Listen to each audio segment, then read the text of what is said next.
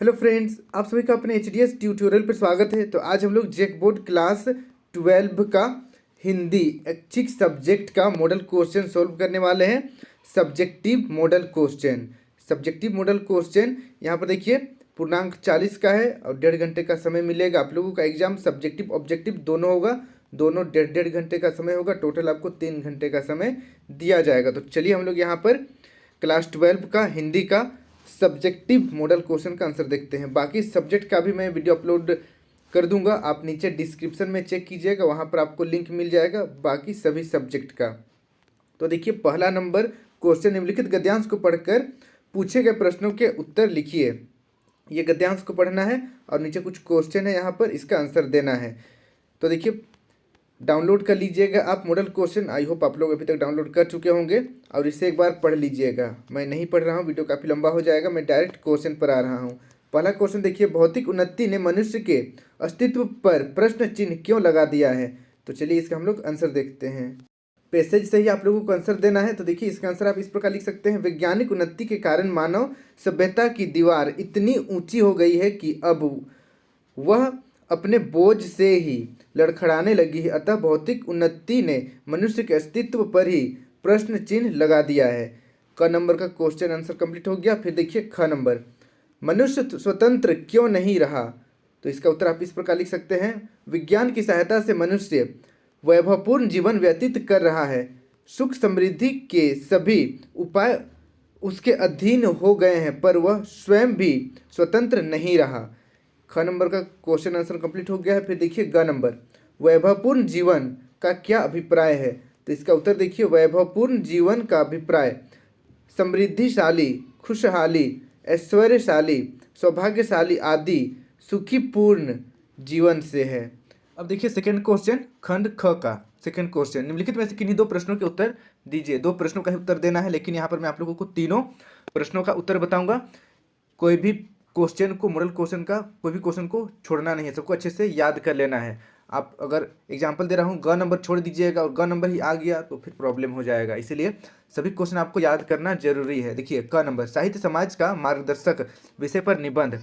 तो देखिए निबंध बताना काफ़ी लंबा हो जाएगा, वीडियो काफ़ी लंबा चला जाएगा, तो इसीलिए जितना मैं यहाँ पर आंसर बता रहा हूँ सभी का आपको नीचे लिंक में रिटर्न मिल जाएगा, या पीडीएफ मिल जाएगा, या फिर साइट पर hdstutorial.com पर रिटर्न आंसर मिल जाएगा, वहाँ से आप निबंध लिख सकते हैं। हम लोग यहाँ ख और ग का आंसर देखते हैं। क का भी आंसर मिल जाएगा आपको, ओके, डिस्क्रिप्शन चेक कीजिएगा। देखिए, विद्यालय में योग शिक्षा का महत्व बताते हुए किसी समाचार पत्र के संपादक को पत्र लिखिए। तो चलिए इसका हम लोग आंसर लिखते हैं। देखिए सबसे पहले यहाँ पर लिखना है सेवा में संपादक महोदय, दैनिक जागरण, कोई भी आप न्यूज का नाम यहाँ पर लिख सकते हैं। फिर सेक्टर 30, दिनांक 10/1/2023। फिर यहाँ पर चंडीगढ़, आप अपना जिला और राज्य का भी नाम दे सकते हैं, कोई दिक्कत नहीं है। विषय देखिए योग शिक्षा का महत्व, महोदय, जन जन की आवाज़ जन जन तक पहुँचाने के लिए प्रसिद्ध आपके पत्र के माध्यम से मैं विद्यालय में योग शिक्षा के महत्व को बताना चाहती हूँ और प्रत्येक व्यक्ति तक पहुँचाना चाहती हूँ। योग शिक्षा के माध्यम से विद्यार्थी स्वास्थ्य के प्रति जागरूक होंगे। योग शिक्षा उनके स्वास्थ्य के लिए बहुत अधिक लाभदायक है। योग के माध्यम से वे अपने शरीर की नकारात्मक ऊर्जा को बाहर निकाल सकते हैं और सकारात्मक ऊर्जा को ग्रहण कर सकते हैं। योग के जरिए वे अपने तन मन दोनों को स्वस्थ रख सकते हैं और उनके सर्वांगीण विकास में भी सहायता मिलती है। उसके बाद नीचे लिखना है आपका विश्वासी देकर आपको नीचे अपना नाम लिखना है। जैसे यहाँ पर एग्जाम्पल में राम कुमार लिखा हुआ है, लेकिन आपने गौर किया होगा यहाँ पर चाहती हूँ लिखा हुआ है, यानी कि कोई ये फीमेल नहीं लिखा है इसे, ठीक है, स्त्रीलिंग ही लिखी है, बट यहाँ पर राम की जगह आप सीता लगा दीजिएगा, सीता, ठीक है, सीता होना चाहिए, या फिर कोई आप अपना ही नाम लिख दीजिएगा, कोई दिक्कत नहीं है। अब बढ़ते हैं हम लोग अगला क्वेश्चन की ओर। अगला क्वेश्चन देखिए, जनसंचार के प्रमुख कार्य क्या क्या है, उदाहरण सहित स्पष्ट कीजिए। तो चलिए इसका हम लोग आंसर लिखते हैं। देखिए इसका उत्तर आप इस प्रकार लिख सकते हैं। देखिए पहला नंबर, सूचना का आदान प्रदान विश्व की घटनाओं, सामाजिक गतिविधियों, जनमानस की गतिविधियों की सूचना का आदान प्रदान जनसंचार माध्यम से ही होता है। यह जनमानस की समस्याओं को सरकार और सरकार की उपलब्धियों को जनता तक पहुंचाता है। आविष्कार विकास संबंधी सूचनाओं से यह जनसामान्य को अवगत कराता है। फिर देखिए दूसरा, मनोरंजन, जनसंचार के विविध माध्यम आज मनोरंजन के प्रमुख साधन हैं। विविध प्रकार से ये जनमानस का मनोरंजन कर रहे हैं। इससे सहज मानसिकता का निर्माण हो रहा है। फिर देखिए तीसरा, मूल्यवान। जनसंचार मूल्यवान करता है जिसके आधार पर प्रशासक आदेश एवं निर्देश देते हैं। सुझाव, प्रतिवेदन, सिफारिशों, कार्मिकों के कार्य की निंदा या प्रशंसा तथा मेमो आदि मूल्यांकन के ही रूप हैं। प्रशासक इसका संप्रेषण का प्रशासन को प्रभावी बनाने का प्रयास करता है। फिर और एक देख लेते हैं हम लोग, चौथा भी, आज्ञा देना। प्रशासक आदेश देने, कार्य की नीति निश्चित करने तथा अधीनस्थों को निर्देश देने का कार्य जनसंचार करता है। जब वह किसी को इस बात का संचार करता है कि क्या कार्य करना है या कौन सा कार्य किस प्रकार करना है, तो यह निर्देश कहा जाता है। यह संचार उच्च से निम्न की ओर चलता है। तो इसका आंसर कंप्लीट हो गया, इसे आप नोट कर लीजिए। अब बढ़ते हैं अगला क्वेश्चन की ओर। तो देखिए तीसरा नंबर, निम्नलिखित में से किसी एक काव्यांश के प्रसंग व्याख्या कीजिए। तो चलिए इसका हम लोग आंसर देखते हैं। यहाँ पर देखिए क और ख है, आपको यहाँ पर क नंबर का आंसर मिल जाएगा और नीचे डिस्क्रिप्शन में आपको ख नंबर का भी आंसर मिल जाएगा। देखिए क नंबर का प्रसंग, प्रस्तुत पंक्तियाँ जयशंकर प्रसाद द्वारा रचित नाटक स्कंद गुप्त से अवतरित है। यह हमारी पाठ्यक्रम में देवसेना का गीत शीर्षक के अंतर्गत संकलित किया गया है। नाटक की नायिका देवसेना जीवन की संध्या बेला में अपने विगत जीवन पर दृष्टिपात रही है।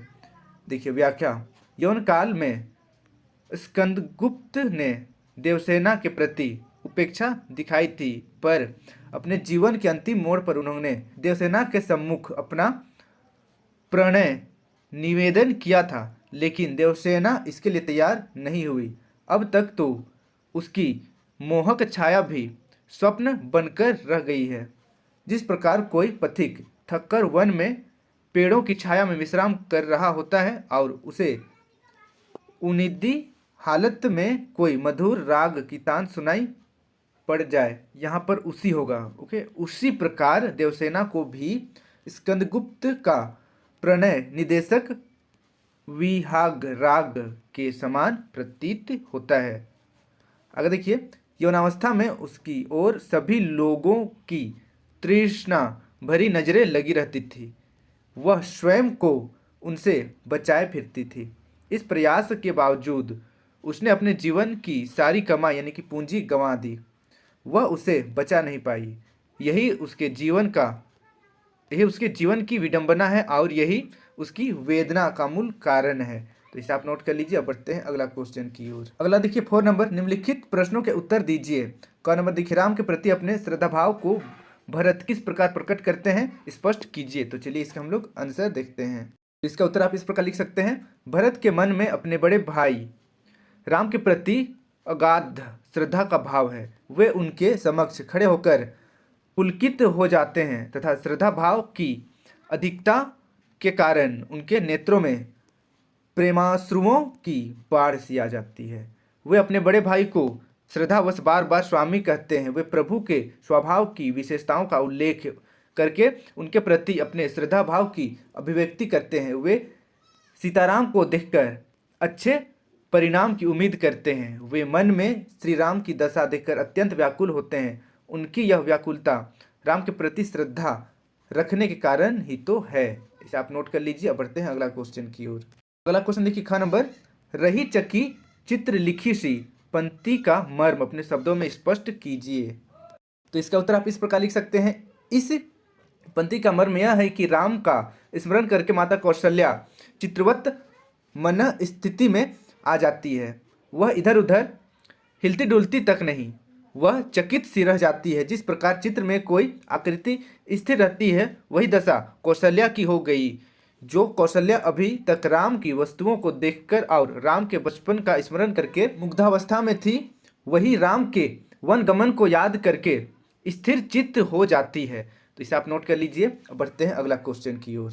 क्वेश्चन देखिए 5 नंबर, निम्नलिखित में से किन्हीं दो प्रश्नों के उत्तर दीजिए। निम्नलिखित में से किन्हीं दो प्रश्नों के उत्तर दीजिए। 2 का उत्तर देना है, लेकिन हम लोग तीनों का देखेंगे। देखिए पहला क्वेश्चन है, बालक बच गया उसके बचने की आशा है, क्योंकि वह लड्डू के पुकार, जीवित वृक्ष के हरे पत्तों का मधुर मरमर था, मारे काठ के अलमारी की सीर दुखाने वाली खड़खड़ाहट नहीं। कथन के आधार पर बालक की स्वाभाविक प्रवृत्तियों का उल्लेख कीजिए। इसका भी आंसर आपको नीचे डिस्क्रिप्शन पर मिल जाएगा। फिलहाल हम लोग ख नंबर देखते हैं। संवादिया की क्या विशेषता है और गांव वालों के मन में संवादिया की क्या अवधारणा है? तो चलिए इसका आंसर देखते हैं। इसका उत्तर आपको इस प्रकार लिखना है। संवादिया की निम्नलिखित विशेषताएं हैं। देखिए, संवादिया गुप्त समाचार इस प्रकार ले जाता है कि पक्षी तक को पता ना चले। फिर देखिए दूसरा, आदमी भगवान के घर से ही संवादिया बनकर आता है। फिर देखिए तीसरा, संवादिया संवाद का प्रत्येक शब्द याद रखता है। लास्ट देखिए, वह संवाद को उसी सुर और स्वर में सुनाता है जैसा उसे सुनाया जाता है। गांव वालों के मन में संवादिया के बारे में यह धारणा है कि वह कमजोर, निठल्ला और पेटू आदमी होता है। उसके आगे पीछे कोई नहीं होता। वह बिना मजदूरी लिए ही गांव गांव में संवाद पहुंचाता है। वह औरतों का गुलाम होता है, क्योंकि वह उनकी मीठी बोली सुनकर नशे में आ जाता है। तो इसे आप नोट कर लीजिए। अब बढ़ते हैं अगला क्वेश्चन की ओर। अगला क्वेश्चन देखिए, ग नंबर, कुटज पाठ के आधार पर सिद्ध कीजिए कि दुख और सुख तो मन के विकल्प हैं। तो चलिए इसका आंसर देखते हैं। तो इसका आंसर आपको इस प्रकार लिखना है। कुटज पाठ में बताया गया है कि दुख और सुख तो मन के विकल्प हैं। सुखी केवल वह व्यक्ति है जिसने मन को वश में कर रखा है। दुख उसको होता है जिसका मन परवश अर्थात दूसरे के वश में होता है। यहाँ परवश होने का यह भी अर्थ है खुशामद करना, दांत निपोरना, चाटुकारिता करना, जी हजूरी करना। जिस व्यक्ति का मन अपने वश में नहीं होता वही दूसरों के मन का छंदावर्तन करता है। ऐसा व्यक्ति स्वयं को छिपाने के लिए मिथ्या आडंबर रचता है और दूसरों को फंसाने के लिए जाल बिछाता है। सुखी व्यक्ति तो अपने मन पर सवारी करता है, मन को अपने पर सवार नहीं होने देता। अतः दुख और सुख मन के विकल्प हैं। इसे आप नोट कर लीजिए। अब बढ़ते हैं अगला क्वेश्चन की ओर। देखिए 6 नंबर, निम्नलिखित में से किन्हीं एक प्रश्न का उत्तर दीजिए। तो इनमें से किसी एक प्रश्न का उत्तर देना है।